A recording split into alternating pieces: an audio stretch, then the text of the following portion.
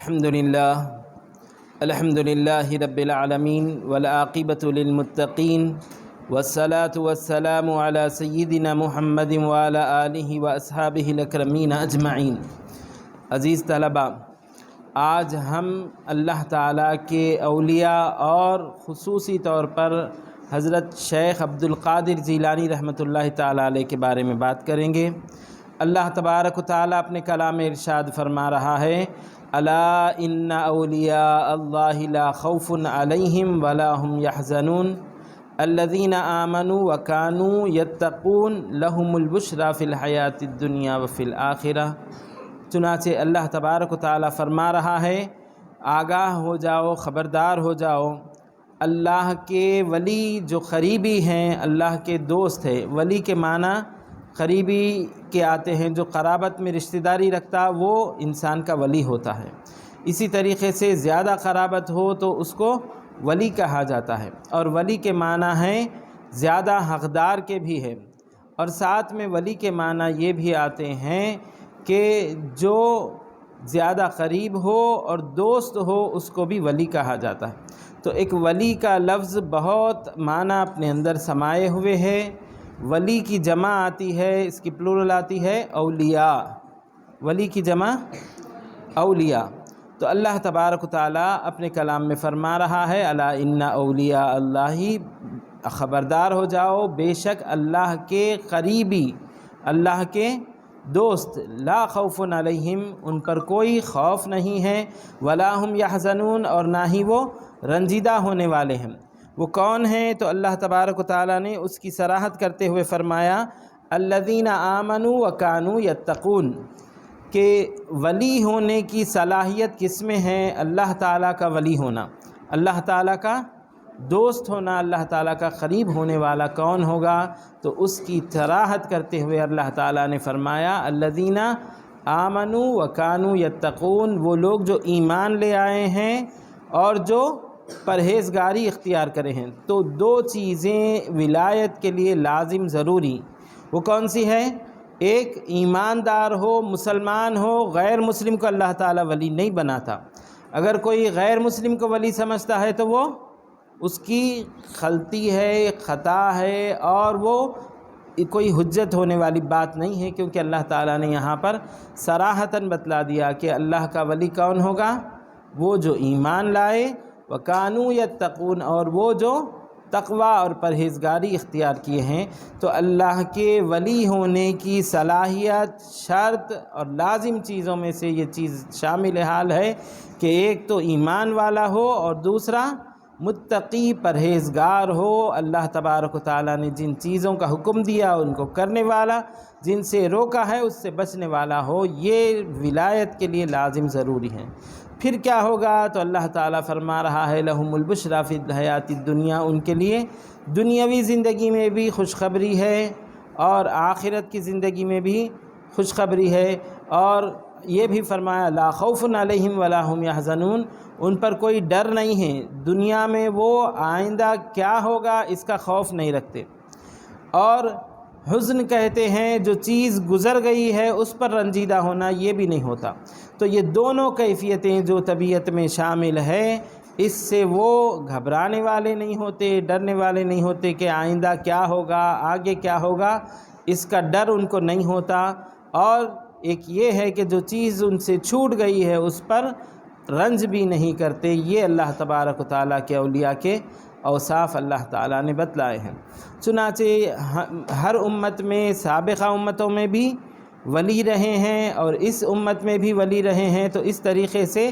اللہ تبارک و تعالیٰ سابقہ قوموں میں بھی اپنے چہیتے بندوں کو منتخب فرمایا ہے، اور اس امت میں بھی ولایت کے درجے کو باقی رکھا، اور ان میں سے اولیاء اپنے چہیتے اور اپنے قریبیوں کو منتخب فرمایا ہے، جو اللہ تعالیٰ کے دوست کا ترجمہ کرتے ہوئے دوست کہلاتے ہیں۔ تو ان کے لیے اللہ تبارک و تعالیٰ یہ پیغام بھی دیا کہ وہ دنیا میں بھی خوشخبری پانے والے ہوں گے، اور آخرت میں بھی ان کے لیے خوشخبری ہوں گی، اور وہ نہ کوئی چیز کے خوف سے ڈرنے والے ہوں گے، اور نہ کوئی چھوٹی ہوئی چیز پر رنج کرنے والے، افسوس کرنے والے بھی نہیں ہوں گے۔ اللہ تعالیٰ کی منشے کے مطابق ان کی زندگی رہے گی اور اللہ تعالیٰ کی رضا چاہتے ہوئے وہ اپنی زندگی گزاریں گے۔ چنانچہ ہم اسی طریقے سے پہلے کی کتابوں میں دیکھتے ہیں تو اللہ تبارک و تعالیٰ پہلے کی امتوں کے بارے میں فرماتا ہے، قُلْ يَا أَيُّهَا الَّذِينَ هَادُوا إِن زَعَمْتُمْ أَنَّكُمْ أَوْلِيَاءُ لِلَّهِ، اے وہ لوگوں جو یہودی ہیں، یہودیت اختیار کر گئے، ان زعمتم اگر تم گمان کرتے ہو، یہ سمجھتے ہو، انکم اولیاء اللہ کہ تم اللہ کے ولی ہو، فتمنوا الموت ان کنتم صادقین، تو اللہ تعالیٰ نے فرمایا تمہاری حالت یہ ہے کہ دنیاوی چاہت میں تم لگے ہوئے ہو اور دنیاوی مال و متاع کو چاہتے ہو، تو تم اگر اللہ تعالیٰ کے ولی ہونے کا گمان بھی رکھتے ہو تو موت کی تمنا کرو اگر تم سچے ہو۔ اس طریقے سے اللہ تبارک و تعالیٰ نے یہودیوں کی قوم کو یہ بتلا دیا کہ تمہارے پاس ولایت ہے تو پھر موت کی تمنا کر کے دیکھو، دنیاوی نعمتیں چھوٹ جانے پر تم افسوس کرتے ہو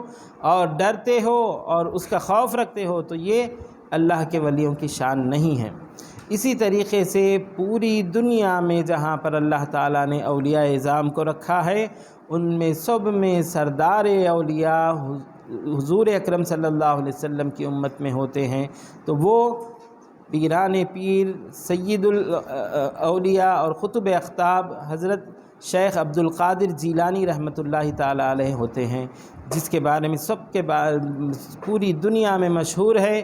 آپ کے القاب سے بھی آپ کو جانا جاتا ہے، سبھی نے، تمام مسلمانوں نے یہ اعتراف کیا کہ آپ اپنے زمانے کے ایسے فضیلت یافتہ افراد میں سے رہے ہیں جو اہل اللہ کے ولی ہونے کی بھی صلاحیت رکھتے ہیں اور علم میں بھی ایسی صلاحیت رکھتے ہیں کہ علمی مسائل کو آپ حل کیا کرتے۔ چنانچہ حضور غوث اعظم رضی اللہ تعالیٰ عنہ کے نام سے جن کو پوری دنیا میں جانا جاتا ہے، غوث اعظم ہو تو وہ شیخ عبد القادر جیلانی رحمۃ اللہ علیہ، محی الدین کے نام سے آپ کو ذکر کیا جاتا ہے کہ دین کو زندہ کرنے والے، تو آپ محی الدین کا بھی لقب پانے والے ہیں، اور قطب الاقطاب کے نام سے بھی آپ کو ذکر کیا جاتا ہے کہ ولیوں کے درجوں میں سب سے بڑا درجہ قطب کا ہوتا، وہ اقطاب میں آپ قطب ہے، سب قطبوں کے قطب آپ شمار کیے جاتے۔ اور اسی طریقے سے آپ کے ناموں میں، آپ کے القاب میں پیران پیر بھی ذکر کیا جاتا ہے کہ سب پیروں کے، بزرگوں کے آپ بزرگ رہے ہیں، اور دستگیر بھی کہا جاتا ہے کہ آپ مدد کرتے رہے ہیں، چنانچہ آپ کے مدد کرنے کی وجہ سے دستگیری فارسی لفظ ہے، مدد کرنے کو کہتے ہیں، اس لیے آپ کے ناموں میں دستگیر بھی ذکر کیا جاتا ہے۔ اس طریقے سے آپ کے اور نامہ بھی ہے، اور آپ خود فرماتے ہیں کہ باز اللہ الاشہب، میں اللہ تبارک و تعالیٰ کا باز ہوں۔ باز کہتے ہیں سب سے اونچا، بلندی پر اڑنے والے پرندے کو، تو اس لقب سے بھی آپ کو ملقب کیا گیا۔ یہ تمام القاب آپ کے پوری دنیا میں مشہور ہے۔ شیخ عبد القادر جیلانی رحمۃ اللہ تعالیٰ علیہ کے القاب میں غوث اعظم، غوث الورا، اور اسی طریقے سے شیخ محی الدین، یہ بھی آپ کے ناموں میں سے ذکر کیا جاتا ہے۔ اس طریقے سے آپ کے مشہور نام رہے ہیں، اور ہر نام کے پیچھے معنی بھی رہا ہے، اور ہر معنی کے پیچھے واقعات بھی رہے ہیں، اور اس کے القاب، آپ کے القاب کو پوری دنیا نے تسلیم کیا ہے کہ یہ القاب حضرت شیخ عبد القادر جیلانی رحمۃ اللہ علیہ کے۔ حضرت شیخ عبد القادر جیلانی رحمۃ اللہ تعالیٰ علیہ سن 470 ہجری میں جیلان مقام میں پیدا ہوئے۔ کہاں پر؟ جیلان مقام پر آپ کی ولادت ہوئی، اور سن 470 ہجری 470 میں آپ کی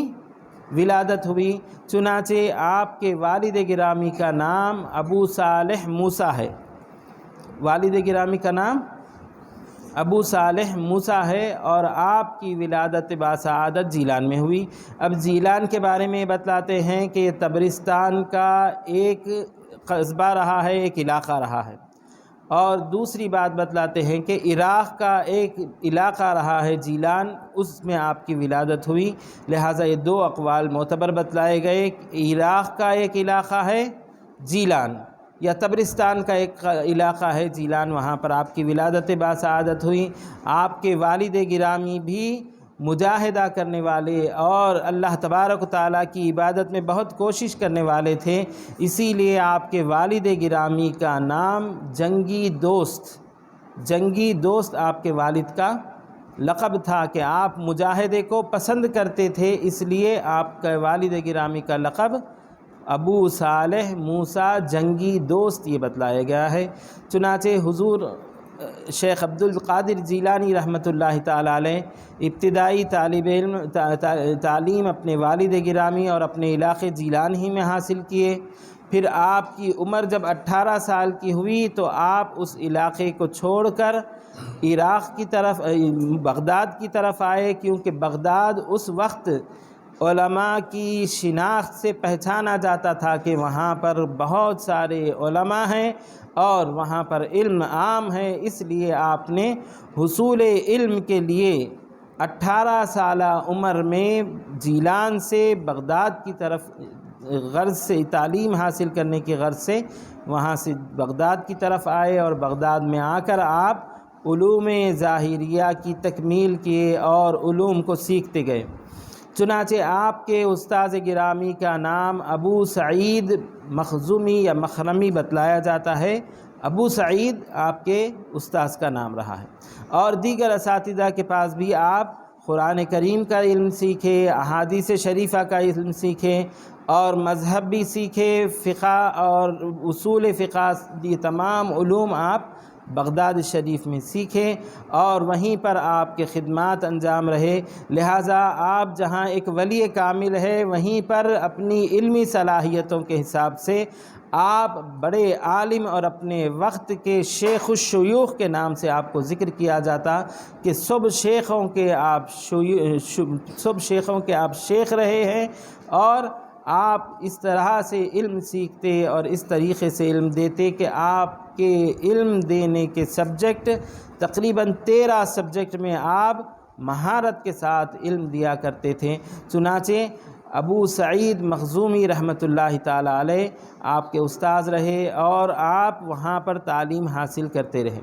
سن 470 سے 500 تک یا 501 تک آپ تعلیم حاصل کیے۔ اس کے بعد میں آپ کے شیخ نے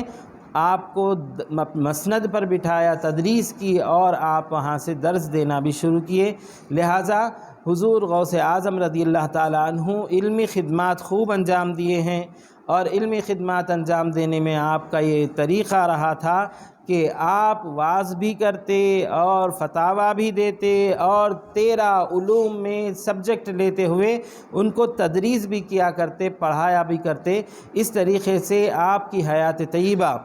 جہاں بغداد شریف میں ایک وائز کی حیثیت سے بھی تھی اور ایک صوفی باصفا تربیت دینے والوں کی حیثیت سے بھی تھی، اور ایک علم کی نشر و اشاعت کرتے ہوئے 13 سبجیکٹ میں درس دینے والوں کے حساب میں بھی تھیں، اور اس کے ساتھ ساتھ آپ بغداد شریف میں اپنے منصب افتاء پر فتویٰ دینے کی مسند پر بھی تقریباً 33 سال تک آپ فتویٰ دینے کی مسند پر قائم رہے۔ اس طریقے سے آپ کہ علوم کو پھیلانے کی کوشش اس قدر رہی کہ آپ علوم کو عام کیا کرتے تھے۔ لہٰذا آپ کے استاد گرامی ابو سعید کی وفات کے بعد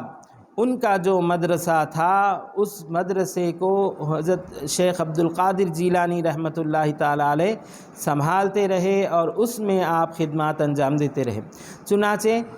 آپ کے خدمات میں یہ بتلایا گیا ہے کہ آپ ہفتے میں 3 بار وعظ کیا کرتے۔ آپ کے خدمات میں یہ بتلایا گیا ہے کہ آپ ہفتے میں 3 بار وعظ کیا کرتے۔ جمعہ کے دن بھی صبح میں وعظ کرتے، اتوار کے دن بھی صبح میں وعظ کرتے، اور منگل کی شب کو آپ وعظ کیا کرتے۔ اس طریقے سے آپ وہاں کی جامع مسجد میں عام لوگوں کو وعظ و نصیحت کیا کرتے۔ آپ کے وعظ و نصیحت کیسے ہوتے ہیں؟ تو آپ کے وعظ و نصیحت کے بارے میں یہ بتلایا جاتا ہے کہ لوگ جوق در جوق بڑی بڑی جماعتوں کے ساتھ آپ کے درس میں شامل ہوتے، اور آپ کے حلقہ درس میں، آپ کے وعظ میں 70,000 سے لے کے 1 لاکھ تک کے لوگ بھی شامل رہتے تھے۔ اس قدر بڑی تعداد آپ کے وعظ سننے والوں کی ہوتی۔ کتنے؟ 70,000 سے لے کے 1 لاکھ سے زائد تک کے افراد بھی آپ کی محفل میں شامل ہوتے اور آپ واعظ و نصیحت کرتے۔ اور آپ کی ایک کرامت یہ بھی بتلائی گئی کہ جو پہلی صف میں سننے والا شخص جس قدر بلند آواز سے آپ کے واعظ کو سنتا، آخری صف میں رہنے والا بھی اسی قدر بلند آواز سے آپ کے واعظ کو سنا کرتا۔ اس طریقے سے آپ کا واعظ و نصیحت ہوتا۔ چنانچہ آپ کے واعظ و نصیحت میں عام افراد بھی آتے، اہل علم بھی آتے، صوفیان کرام بھی آتے اور اہل فضیلت بھی آتے۔ اس طریقے سے ہر قسم کے افراد، چاہے وہ اہل علم ہو، علم رکھنے والے ہوں، وہ بھی آتے، اور جو جاہل آدمی ہیں، عام آدمی ہیں، وہ بھی آتے، اور جو شوق رکھنے والے ہیں وہ بھی آتے۔ ہر قسم کے افراد آپ کے حلقہ واعظ میں شامل رہتے اور آپ کا واعظ و نصیحت سنا کرتے۔ آپ کے واعظ کے تأثرات میں یہ بھی بتلایا گیا کہ کئی لوگ آپ کے واعظ سنتے تو بے خود ہو جاتے، کوئی چیخ کر بے ہوشی میں گر جاتا، کوئی زار و خطار رونے لگتا، اور آپ کے ہاتھ پہ تقریباً 1 لاکھ افراد توبہ کیے ہیں۔ کتنے افراد؟ 1 لاکھ افراد آپ کے ہاتھ پر توبہ کیے، جن میں ڈاکو بھی رہے، باغی بھی رہے، اور گناہ گار بھی رہے، اور فاسق و فاجر بھی رہے ہیں۔ سب افراد آپ کے ہاتھ پر ایمان لائے اور توبہ کیے، اور توبہ کر کے آپ کو اپنا مقتدیٰ تسلیم کیے ہیں۔ اس طریقے سے آپ کے درس کی شہرت عام تھی اور لوگ توبہ بھی کرتے، اور یہ بھی بتلایا گیا کہ آپ کے ہاتھ پر تقریباً 50,000 افراد ایمان بھی لے آئے تھے۔ چنانچہ اس طریقے سے آپ کے ہاتھ پر ایمان لانے والوں کی بھی تعداد رہی اور توبہ کرنے والوں کی بھی تعداد رہی۔ یہ بھی بتلاتے ہیں کہ آپ کے حلقہ درس میں بعض حضرات جو گرامر کا علم رکھتے تھے وہ بھی شامل ہوتے، اور بعض حضرات جو قرآن کا علم رکھتے وہ بھی شامل ہوتے۔ چنانچہ اس وقت کے فاضل ترین علماء میں جو خوب تفسیر بیان کرتے تھے، انہوں نے بھی آپ کے حلقہ درس میں شرکت کی، اور قاری کے قرات کرنے کے بعد، قرآن کی آیتیں تلاوت کرنے کے بعد جب آپ ان کی شرح کرتے ہوئے معنی بیان کرتے گئے تو وہ کہتے ہیں کہ میں اس کے 20 معنی جانتا تھا مگر حضرت نے 30 معنی بیان کیے۔ اس طریقے سے اہل علم بھی آپ کی محفل میں آتے تو ان کے علم کا ذوق بھی بڑھتا جاتا، اور آپ کے فیوض و برکات سے وہ اپنے علم میں اضافہ بھی کیا کرتے تھے۔ چنانچہ اس طریقے سے آپ کے قرآن کے معنی بیان کرنے کا بھی مسئلہ رہا ہے، اور احادیث شریفہ بیان کرنے کا بھی مسئلہ رہا ہے، اور اسی طریقے سے آپ خوب لوگوں کو واعظ و نصیحت کرتے کہ وہ برائی سے رک جائیں، نیکی کی طرف آئیں۔ اس طریقے سے آپ کے واعظ و نصائح رہتے تھے۔ چنانچہ ایک مرتبہ کا واقعہ بتلاتے ہیں کہ تقریباً 100 علماء اہل علم، بغداد کے فضیلت رکھنے والے، علم میں اچھی دسترسی رکھنے والے 100 علماء ایک فرد 10 مسئلے تیار کیے اور کہنے لگے کہ ہم جائیں گے اور جا کر شیخ عبدالقادر جیلانی رحمۃ اللہ علیہ کے درس میں شامل ہوں گے اور ہم یہ مسائل ان سے پوچھتے جائیں گے۔ چنانچہ اس واقعے کے بارے میں ذکر کیا جاتا ہے کہ جب وہ آ کر آپ کے حلقے درس میں بیٹھ گئے تو حال یہ ہوا کہ آپ منبر پر تشریف فرما ہوئے، کرسی پر جلوہ افروز ہوئے، پھر آپ نے سر نیچے کیا تو آپ کے دل سے ایک روشنی بکھر گئی۔ پھر اس کے بعد آپ دیکھتے ہیں کہ ان لوگوں نے جو مسئلے طے کر کے لائے تھے ان کے مسئلوں کو دل سے مٹا دیا گیا، سب بھول گئے۔ پھر اس کے بعد آپ واعظ و نصیحت کرنے شروع کیے تو ان کی حالت یہ ہو گئی کہ وہ اپنے کو آپ کو بے قابو کرتے ہوئے چیخنے لگے، کپڑے پھاڑنے لگے، اس طریقے کی ان کی حالت ہو گئی۔ پھر حضور شیخ عبدالقادر جیلانی رحمۃ اللہ تعالی علیہ ان 100 افراد کے جو طے کردہ مسائل انہوں نے مقرر کر کے لائے تھے کہ یہ مسئلے پوچھیں گے، چنانچہ وہ بھول گئے اور حالت ایسی ہوئی تو ایک مسئلے کو ان کا بتلایا اور اس کا حل بھی بتلائے۔ اس طریقے سے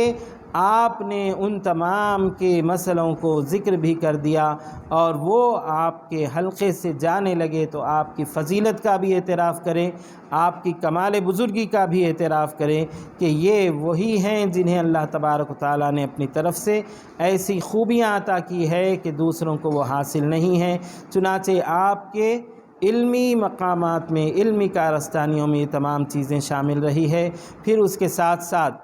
آپ کے علمی مقامات کے بارے میں یہ بھی ذکر کیا جاتا ہے کہ شیخ عبد القادر جیلانی رحمۃ اللہ تعالی علیہ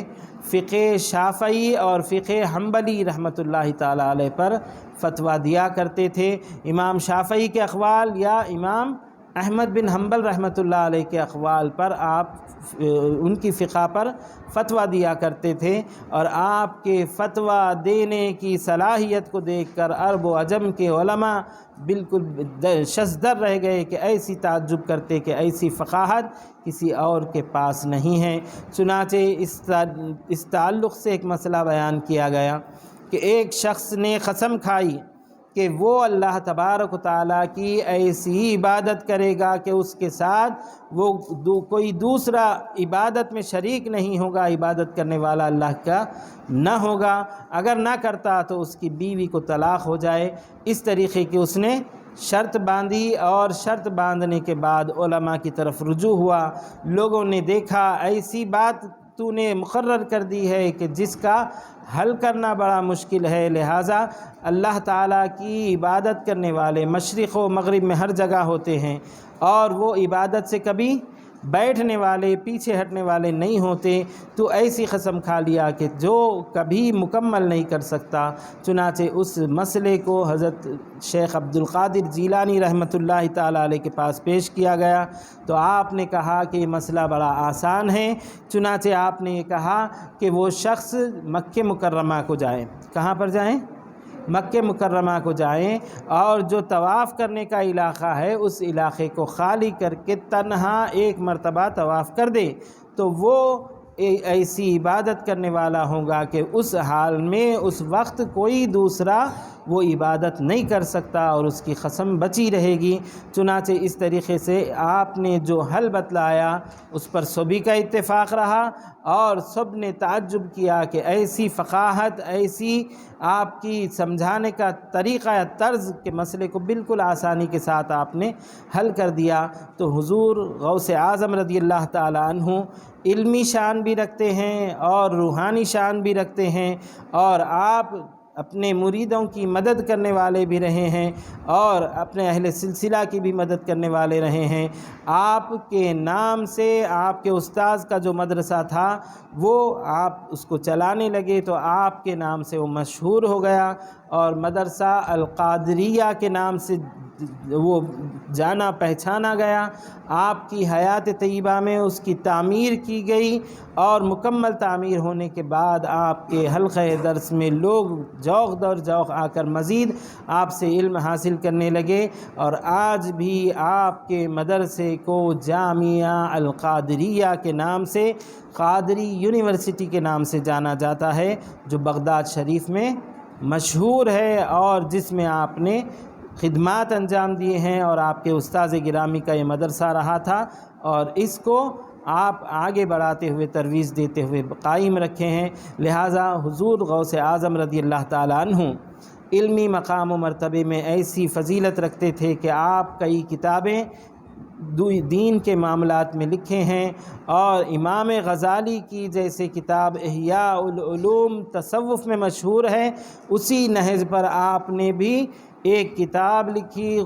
الغنیہ لطالب طریق الحق، حق کے راستے کو طلب کرنے والوں کو بے نیاز کرنے والی کتاب۔ آپ 2 جلدوں میں اس کتاب کو لکھے ہیں، جو تصوف کے نہج پر بھی ہے، اور فقہ حنبلی امام احمد بن حنبل رحمۃ اللہ علیہ کی فقہ کی ترجمانی بھی کرتی ہے۔ اس طریقے سے آپ نے علمی خدمات بھی انجام دیے جو دنیا میں مشہور ہے، اور آپ کی یہ کتاب پوری دنیا میں، اور اس کے ساتھ فتوح الغیب ہے، اور کئی کتاب ہے۔ آپ شعر بھی کہا کرتے، چنانچہ دیوان غوث اعظم کے نام سے آپ کا شعر کا مجموعہ بھی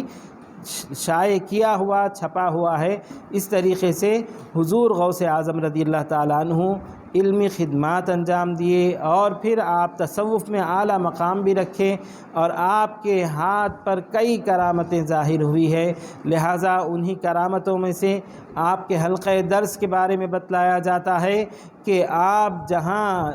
واعظ و نصیحت کرتے تو اس میں مائک نہیں رہتا، پہلی صف میں سننے والا جس قدر آواز سے سنتا، آخری صف میں بھی رہنے والا اسی قدر آواز سے سنتا۔ اور اسی طریقے سے آپ کے معاملات میں یہ بھی بتلایا گیا کہ آپ ایک مرتبہ غسل کیے اور اپنے اچھے کپڑے پہن کر مسجد کی طرف تشریف لا رہے تھے کہ ایک چڑیا آپ کے اوپر غلاظت کر دی۔ آپ نظر اٹھا کے دیکھتے ہیں تو وہ چڑیا آپ کی نظر کے دیکھنے سے مر گئی، مر کر گر گئی۔ آپ نے اس جلالی نظر کے بدلے کیا کیا؟ آپ جاتے ہیں اس لباس کو نکالتے اور دھو کر اس کو فروخت کروا دیے، اس کے پیسے صدقہ کرنے کے لیے کہہ دیا۔ جب لوگوں نے کہا کہ یہ کیوں کیے آپ، تو آپ نے فرمایا کہ اس نظر کے بدلے یہ ہو جائے کہ اللہ تبارک و تعالی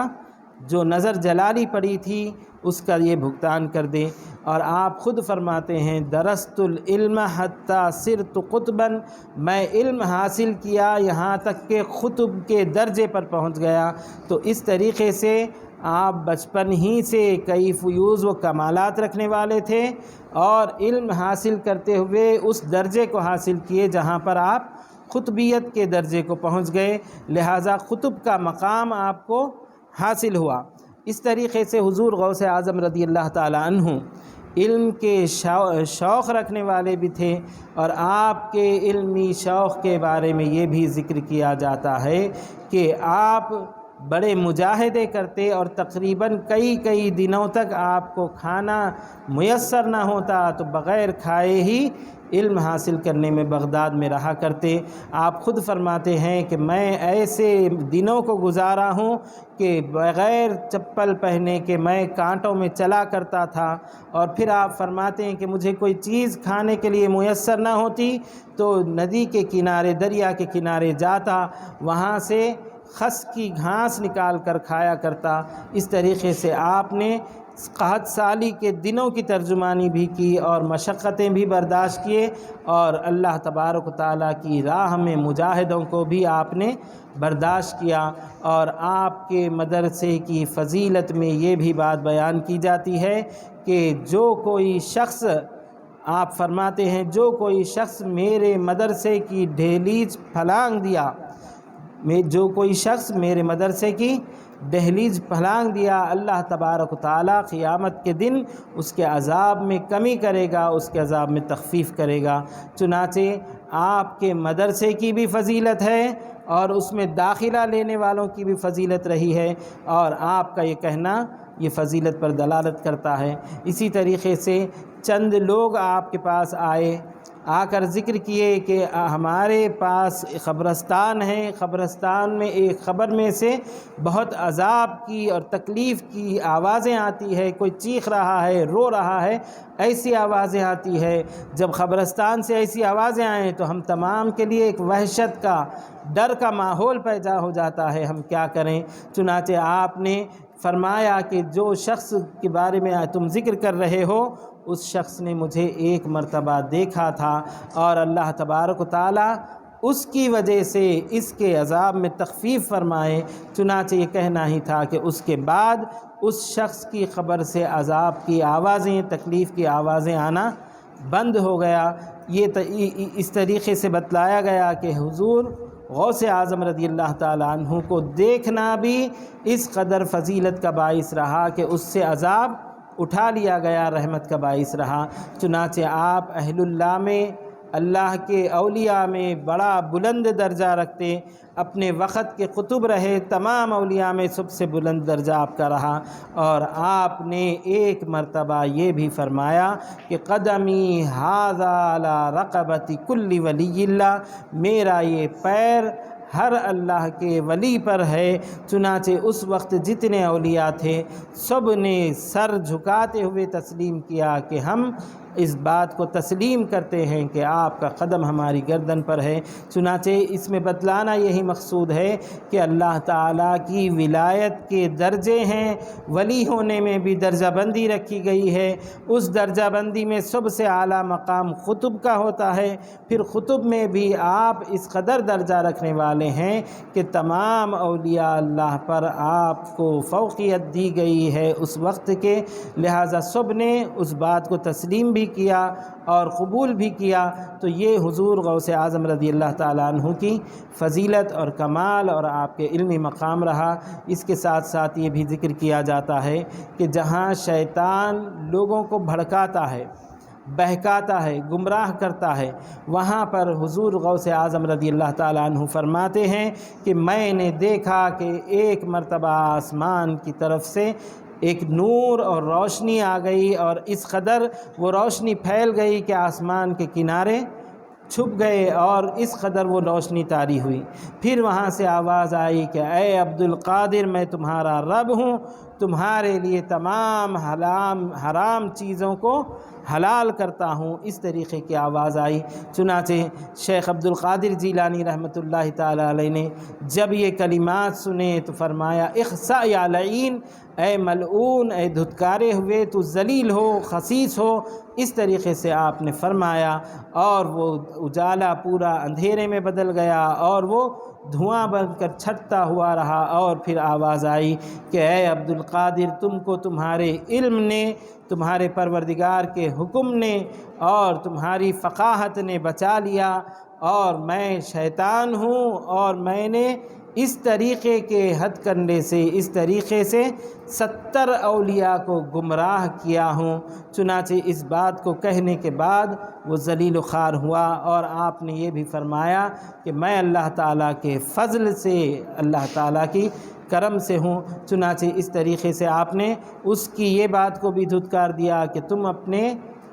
فقاہت سے اور تم اپنے علم سے کہہ کر جو بھرا بتلایا تھا اس کا بھی آپ نے تردید کی، اور صرف اللہ تعالیٰ کے فضل سے بندے کا بچنا ہے، اس بات کو بھی بتلایا۔ چنانچہ حضور غوث اعظم رضی اللہ تعالیٰ عنہ سے اس واقعہ ہونے کے بعد بعض حضرات نے پوچھا کہ آپ نے اس کو کیسے پہچانا کہ وہ شیطان ہیں، جبکہ حالت تو یہ تھی کہ پورا آسمان میں نور بھر گیا تھا اور پھر روشنی آ رہی تھی، اس طریقے کی حالت میں آپ کیسا پہچانیں؟ تو آپ نے فرمایا کہ اس کے ان کلمات سے پہچان گیا کہ وہ حرام چیزوں کو حلال قرار دیتا ہے۔ چنانچہ حضور غوث اعظم رضی اللہ تعالیٰ عنہ نے حرام چیز کو حلال قرار دینا یہ شیطانیت ہے اور شیطان کی دلیل ہے پہچانتے ہوئے اس کو یہ جواب دیا کہ اخسأ یا لعین، کہ اے ملعون، اے دھتکارے ہوئے، تو ذلیل و خوار ہو جا، کم تر کوتاہ ہو جا۔ چنانچہ اس طریقے سے آپ نے پہچانا۔ تو آپ کی تربیت میں یہ شامل حال ہے کہ شریعت کا اور شریعت کے احکام کا اعزاز کیا جائے اور اس کا احترام کیا جائے، اس پر پابندی سے کاربند رہا جائے۔ جہاں شریعت کے امور کی خلاف ورزی ہوتی ہو، شرعی احکام کی مخالفت کی جاتی ہے، یہ شیطانی عمل ہے۔ اس بات سے آپ نے مریدوں کو آگاہ بھی فرمایا۔ اسی طریقے سے حضور غوث اعظم رضی اللہ تعالیٰ عنہ فرماتے ہیں کہ میرا گھوڑا لگام دیا ہوا ہے اور میری تلوار نکالی ہوئی سوتی ہوئی ہے اور چمکنے والی ہے، اور میری کمان کو تار باندھا ہوا ہے، اور میں اپنے اوپر ترکش لیے ہوں کہ جو کوئی میرے رجال میں سے، میرے مردوں میں سے، میرے مریدوں میں سے پریشان حال ہو، مبتلا ہو، تو میں اس کی مدد کیا کرتا ہوں۔ اس طریقے سے حضور غوث اعظم رضی اللہ تعالیٰ عنہ مدد کرتے رہے ہیں اور کرنے والے بھی ہیں کہ وہ مصیبتوں میں جو بندہ مبتلا ہو جائے اور آپ سے مدد چاہے تو آپ اس کی مدد بھی کرتے ہیں، اور خاص طور پر اپنے مریدوں کے لیے آپ نے یہ فرمایا ہے کہ جو کوئی میرا مرید پریشان حال ہو تو میری حالت ہے کہ اپنا گھوڑے کو لگام دیے ہوئے ہوں اور کمان کو تار کسے ہوئے ہوں اور اپنی تلوار نکالے ہوئے ہوں۔ اس طریقے سے آپ مدد کے لیے تیار بھی ہیں۔ اس وجہ سے آپ کو غوث کہا جاتا ہے کہ آپ اپنی زندگی میں بھی مریدوں کی مدد کیے، اور آپ کے مدد کرنے کی وجہ سے وہ کامیاب و کامران بھی رہے ہیں۔ اسی طریقے سے آپ کے بارے میں یہ بھی ذکر کیا جاتا ہے کہ آپ بادشاہوں کے وزیروں کے دربار پر نہیں جاتے اور ان کے دربار پر جانے کو پسند نہیں کرتے، کیونکہ آپ کا ایک وتیرہ تھا، ایک طریقہ تھا کہ میں صرف محتاج ہوں تو اللہ تبارک و تعالیٰ کی ذات کا محتاج ہوں، کسی اور کا محتاج نہیں ہوں۔ چنانچہ آپ کی سیرت میں یہ بھی ذکر کیا گیا کہ اس وقت کا خلیفہ مستنجد باللہ آپ کی خدمت میں اشرفیوں کے تھیلیوں کو پیش کیا اور آپ کو تحفتاً دیا، تو آپ نے ان کو قبول کرنے سے انکار کر دیا۔ آپ سے جب اصرار کیا گیا تو آپ نے ان اشرفیوں کی تھیلیوں کو لے کر اپنے ہاتھ میں ایسے دبایا کہ اس کو نچوڑتے ہیں تو خون نکل آیا تو آپ نے بتلایا کہ یہ حاکم وقت کا ظلم و زیادتی سے لیا ہوا پیسہ ہے، جس کی ترجمانی یہی ہے، یہی حال ہے کہ ان کے خون کو چوس کر یہ پیسہ جمع کیا گیا ہے۔ جب آپ کے ہاتھ میں پیسہ دیا گیا تو آپ نے نہ لیتے ہوئے اس کی حقیقت اس طریقے سے بیان کی کہ اس کو نچوڑا تو اس سے خون برآمد ہوا۔ تو حاکمان وقت ظلم و زیادتی کرتے ہیں، ان کا مال ظلم و زیادتی سے جمع ہوتا ہے، اس لیے اس مال کو لینے کے لیے اور اس کو تحفتاً قبول کرنے کے لیے آپ نے ناپسند فرمایا۔ لہٰذا حضور غوث اعظم رضی اللہ تعالیٰ عنہ جہاں اپنے وقت کے صوفیاء کرام میں صوفی باصفا رہے، شریعت کا احترام کرنے والے، شریعت کے پاس و لحاظ کرنے والے رہے، وہیں اہل علم کے درمیان اپنے وقت کے علماء میں ایسی فضیلت رکھنے والے رہے کہ کوئی آپ کی فضیلت کو، کوئی آپ کے علم کو انکار کرنے والا نہ تھا۔ لہٰذا حضور غوث اعظم رضی اللہ تعالیٰ عنہ اولیاء کبار میں سے ہیں اور سادات حسنی ہیں۔ امام حسن رضی اللہ تعالیٰ عنہ کی اولاد میں سے آپ حسن مصنع کے فرزند اولاد میں سے ہوتے ہیں، اور آپ کی والدہ گرامیہ کی طرف سے آپ حسینی سادات ہوتے ہیں، تو آپ کو نجیب الطرفین کے نام سے ذکر کیا جاتا ہے، جن کو عربی میں شریف کہا جاتا ہے، کہ جن کے والدہ کی طرف سے بھی سادات ہونے کی نسبت ہو اور والد کی طرف سے بھی سادات ہونے کی نسبت ہو، ان کو عربی میں شریف اور نجیب الطرفین کہا جاتا ہے۔ اللہ تعالیٰ سے دعا ہے کہ اللہ تعالیٰ ہم تمام کو اولیاء صالحین کی سیرت سے واقف ہونے اور اس کے مطابق ان کے تعلیمات کے مطابق عمل کرنے کی توفیق عطا فرمائے۔ وآخر دعوانا الحمد للہ رب العالمین۔